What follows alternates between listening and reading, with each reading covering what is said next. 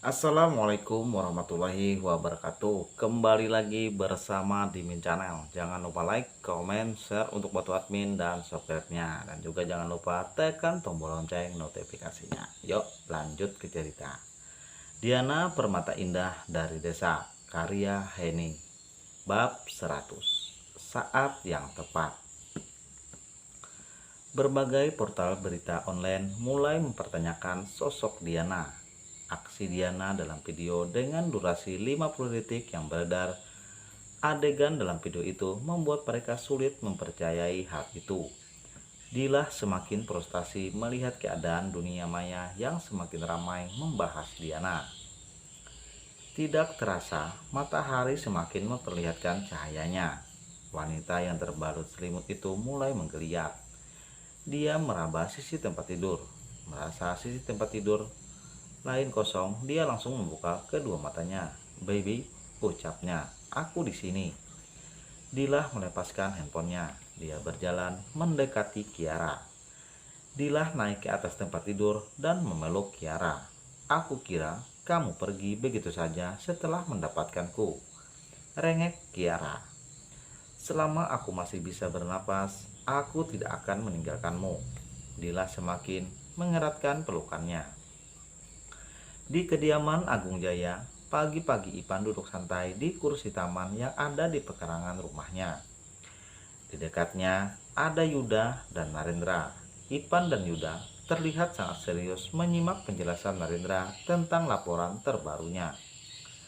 Narendra menceritakan cerita tentang Diana yang sangat mudah mengalahkan 100 orang tadi malam. Dia memperlihatkan video yang dia rekam sendiri saat kejadian. Kedua tangan Ipan mengepal menonton video yang Narendra perlihatkan.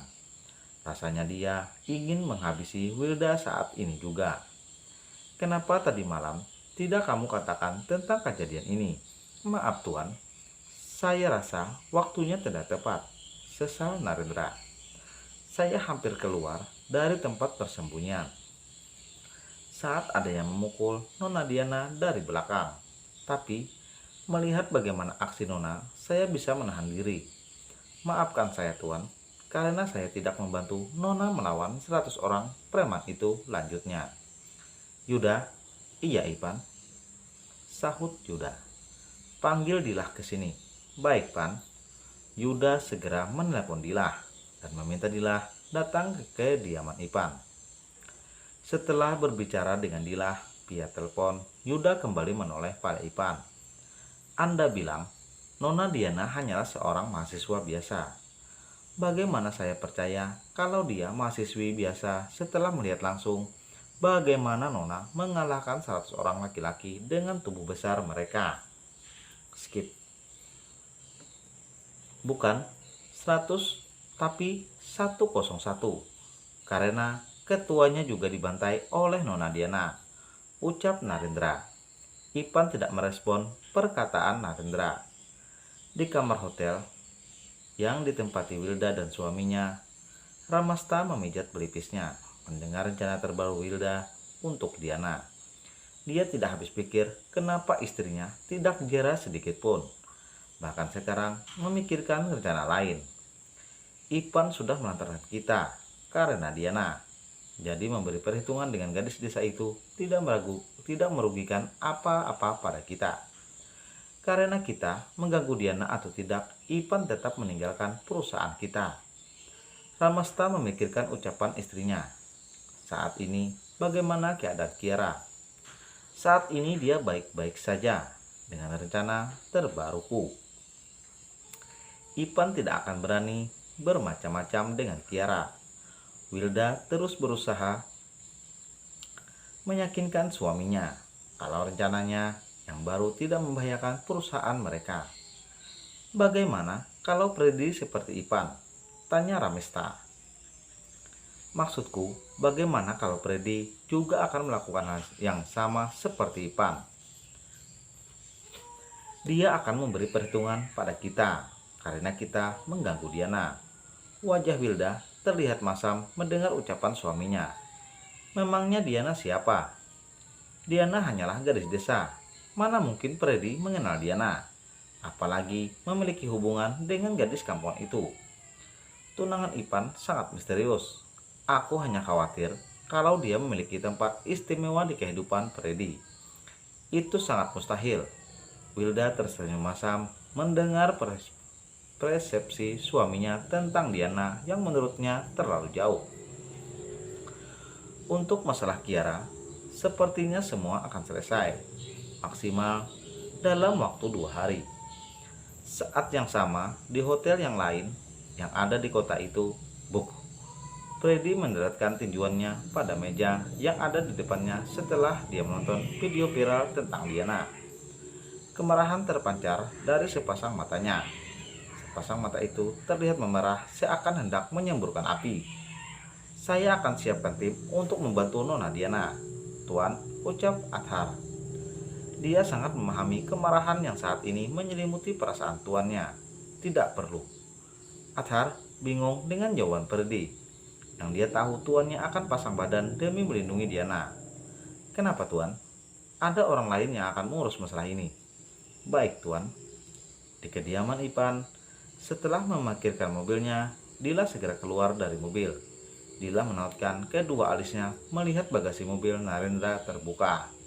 Laki-laki itu terus menyesap batang rokoknya, dan dia memberi senyuman kecil pada Dila. Dila membalas senyuman Narendra. Dirinya segera berlari mendekati Ipan.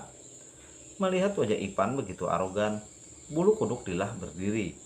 Apalagi dia menyadari kesalahannya karena telah mengkhianati Ipan. Dila berusaha bersikap santai. Selamat pagi, Tuan, sapanya. Tapi yang dia sapa sama sekali tidak menoleh padanya. Ipan terus menyesap rokoknya dan menghembuskan asap putih ke udara. Dia melakukan hal itu berulang kali.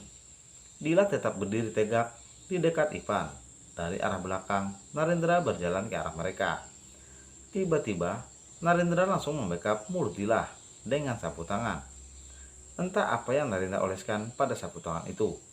Dila masih sadar, tapi seketika tubuhnya tidak berdaya. Apa yang kamu lakukan padaku? Narendra, tanya Dila. Diapakan dia, Tuan? Tanya Narendra pada Ipan.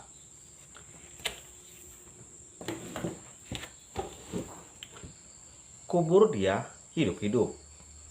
Perintah Ipan. Dila hanya bisa menatap Ipan.